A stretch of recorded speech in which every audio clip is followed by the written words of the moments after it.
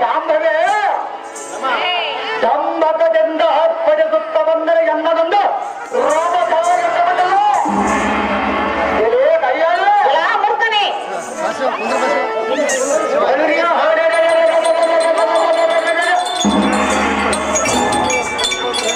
ಎಂದಕ್ಕೆ ನಮ್ಮ ವಂಶಭವನಾದ ಮೈಸಾಪುರನು ಕೂಡ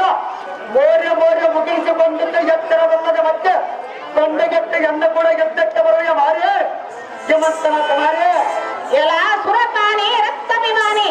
ಆದರಗೆತ್ತೆ ಮೊತ್ತನಿಂದ ಕೊಟ್ಟೇರಿ ಬಿಡುನುಡುಗಳನ್ನು ನುಡಿದೆಯ ಹಾಗೆ ಮಾತನಾಡುವುದೇ ಮೂರ್ಖನೆ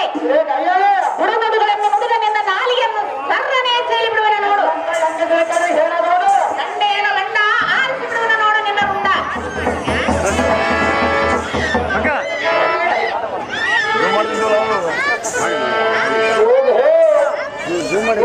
ಕೈಹಾರಿಯಾದ ಬಂದ ಚಾಮುಂಡೇಶ್ವರಿ ಎಲ್ಲ ಗಂಡನೆ ಈ ಭೂಮಂಡಲಕ್ಕೆ ಗಂಡರಾದ ಮೊದಲು ಕೈವಟರು ನಿನ್ನ ಕೊಂಡೆಯ ಮೇಲೆ ಮತ್ತು ಬಂಧಿತವಾದ ನಿನ್ನ ಪರಾಕ್ರಮ ಎತ್ತರಗೆತ್ತು ಇದೇ ಕೈಹಾಡಿ ಮೂರ್ಖನೆ ಮೋಸದಿಂದ ಮೈಸಾಪುರ ಮೊದಲಾದ ವೀರರನ್ನು ಪಂಚ ವೀರ ಎನಿಸಿಕೊಂಡಿರುವರು ಅಲ್ಲದೆ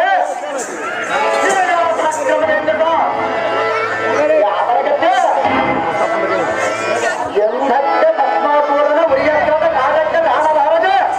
ನಿನ್ನ ಗಂಡನಾದ ಪೂಜೆ ಬಳಿಕ ಬರ ಗಂಗಮನನ್ನು ಕಟ್ಟಿಕೊಂಡು ಯಾವ ದಿಕ್ಕಿಗೆ ಒಡಿವಡಿಸೆ